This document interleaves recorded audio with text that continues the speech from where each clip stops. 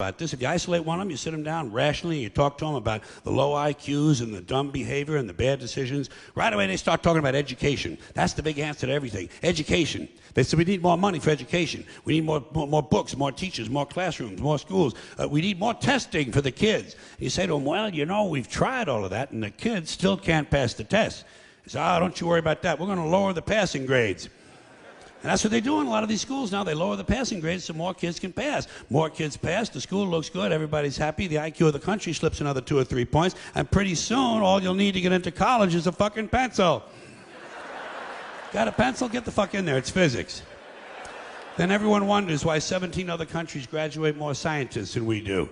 Education. Politicians know that word. They use it on you. Politicians have traditionally hidden behind 3 things: the flag, the Bible, and children. No child left behind. No child left behind. Oh, really? Well, it wasn't long ago you were talking about giving kids a head start. Head start, left behind. Someone's losing fucking ground here.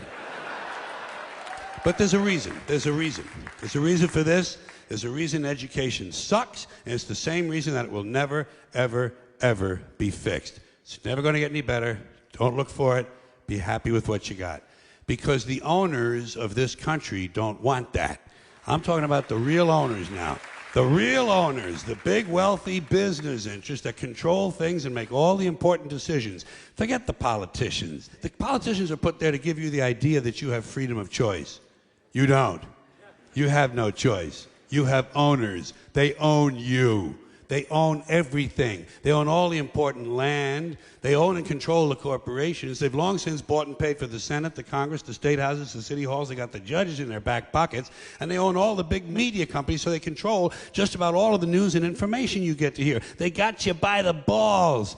They spend billions of dollars every year lobbying to get what they want. Well, we know what they want. They want more for themselves and less for everybody else. But I'll tell you what they don't want. They don't want a population of citizens capable of critical thinking. They don't want well-informed, well-educated people capable of critical thinking. They're not interested in that. That doesn't help them. That's against their interest. That's right.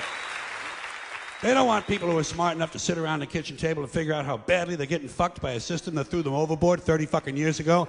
They don't want that. You know what they want? They want obedient workers. Obedient workers. People who are just smart enough to run the machines and do the paperwork, and just dumb enough to passively accept all these increasingly shittier jobs with the lower pay, the longer hours, the reduced benefits, the end of overtime, and the vanishing pension that disappears the minute you go to collect it. And now they're coming for your Social Security money. They want your fucking retirement money. They want it back, so they can give it to their criminal friends on Wall Street. And you know something? They'll get it. They'll get it all from you sooner or later, because they own this fucking place. It's a big club, and you ain't in it. You and I are not in the big club.